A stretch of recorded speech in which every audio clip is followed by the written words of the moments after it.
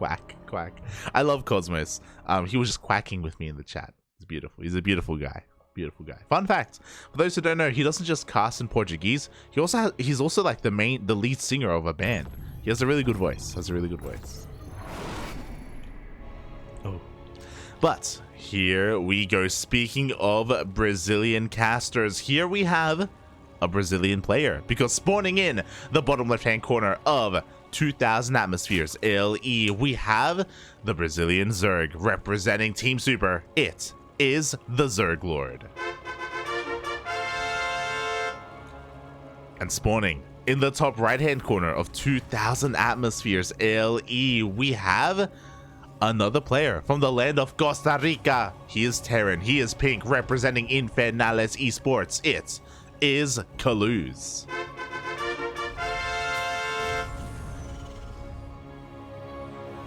And I just love to see that we have a Terran player today. You know, we don't get that many Terrans in recent times. Chaos Fate is too busy drinking. Every time, fun fact, Chaos Fate, he drops by my stream every now and then, because I do some personal ladder streams on my own personal channel. And I'm like, mate, where have you been? Like, you should be in like Sentimiento Latino and Copa Hyperion. You keep telling me that you're gonna be there, and I never see you. And he's like, okay, light, okay, I'll be there this week. I'll be there. He keeps making these promises and he keeps breaking them. Shaking my head, Chaos Fate, shaking my head. So yeah, because of that, you know, we usually don't get that many Terrans in recent times.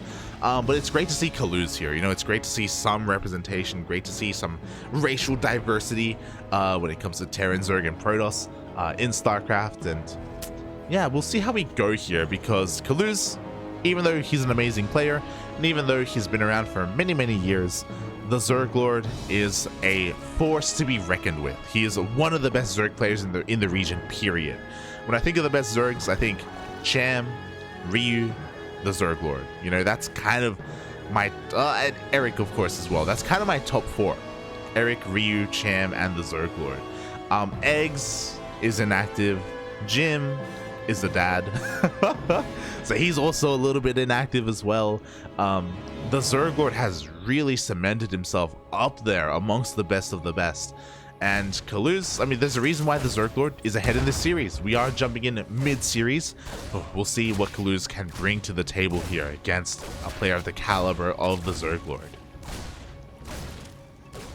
So far, the Reaper dancing, bobbing, weaving, trying to be as annoying as possible. Third base was thrown down here by TheZergLord, was a hatch gas pool, was a pretty standard economic opener here, a macro opener from TheZergLord.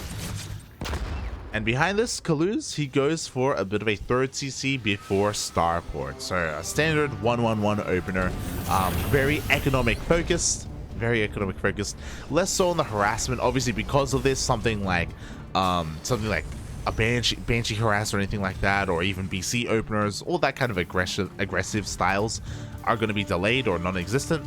So Kaluz is just going to be relying on Hellions for map control and focus a little bit more on that worker production. Meanwhile, his Reaper just again confirming, okay, you have a third base, it's not a 2-base all-in, we're not cutting workers or anything, which I think is important. TheZergLord is a player that has been known to go for like a roach all-in every now and then. He is capable of doing that. Same with like Ling Floods, so you have to be a little bit careful. You can't just assume that TheZergLord is just playing macro. He is, but you know, again, you gotta make sure. Kaluz just dancing around again, gonna be trying to be a little bit annoying, maybe pick off a creep tumor here and there. So far, TheZergLord doing a great job at spreading out his overlords, rotating around, keeping up with those Hellions. Goes for a little bit of a Link Scout. Again, just making sure that we have some SCV production going on. And now TheZergLord, he goes for his scouts, confirming with his overlord, okay, you know, it is going to be bio, more Raxes are being thrown down here.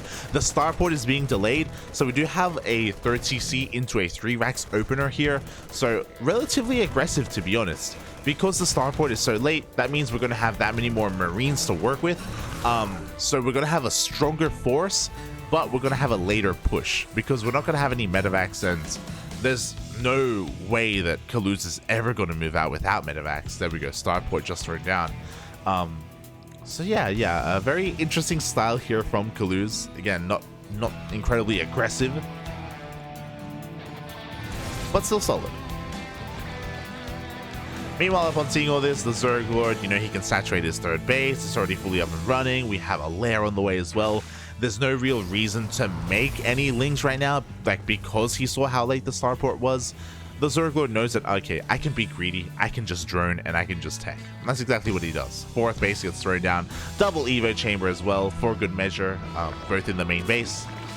So yeah, you can just kind of get into the swing of things here with everyone just going macro.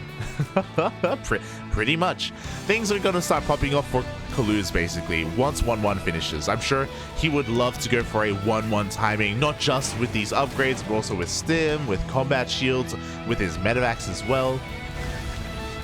Right now, just pushing out and establishing this third base. He may even move out with Hellbats. That's the other good thing about what Kaluz has done, is that he has been able to keep all of his Hellions alive, so because of that, he can utilize them later on to help support his army once he gets an armory up and running. The downside though, again, because Kaluz has been so focused on his economy and on his overall like kind of macro, it does mean that he only had 4 Hellions to work with, which means he didn't have any staying power, which means he couldn't deny the creep. So the creep is getting a little bit out of hand. Again, these 4 Hellions wouldn't do much, to be honest. Like, they would just get surrounded if they got anywhere near the creep, because there's only 4 of them. Kaluz is going to be moving out now. This is lined up with his medevacs. There we go. Medevacs are moving out to support this army. He's going as soon as possible. Going to be clearing up some of this creep. Does have 2 tanks, but only 2 tanks. So because of this, Kaluz can't really push too deep into creep. He has to just flirt with the edges of it. Oh god, he has to be a little bit careful. He's actually going in pretty far right now, and the ZergLord is going to get a full surround. Ay, Kaluz, no! The tanks are dove on immediately. The first tank is going to go down. The Bailings waddle into the Marines as well. It's going to be a close hold, but it looks like the ZergLord is going to clean this up.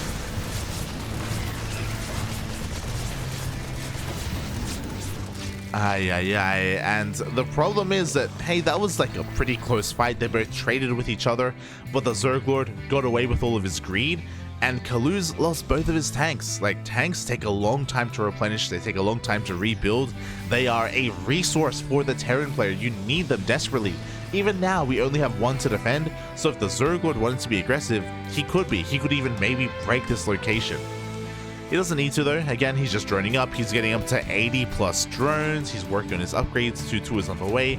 If he wanted to, he could go even into I almost said lair, even into a lurker den. The ZergLord is kind of free to do whatever he wants. Even takes a 5th base. Kaluz needs to do something drastic here to come back into this game. He's going to go for a bit of a drop, 1 towards the north. Oh, running into the main army though. Oh no, the medevac! Oh, medevac is going to go down. We have another drop here towards the south, which I think is going to find a little bit more success. But again, what I was about to say was that these drops need to clear, not just clear up creep, but maybe even hit some of these bases, sneak in towards the 4th, sneak in towards the 5th, maybe even the natural, buy time. Unfortunately, they're being caught left and right, like they haven't done anything yet.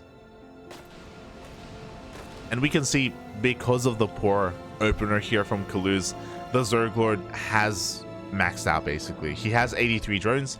He's not going to be making any more workers behind this. Hive is going to be on the way. We have a macro hatch as well. We have our 5 bases.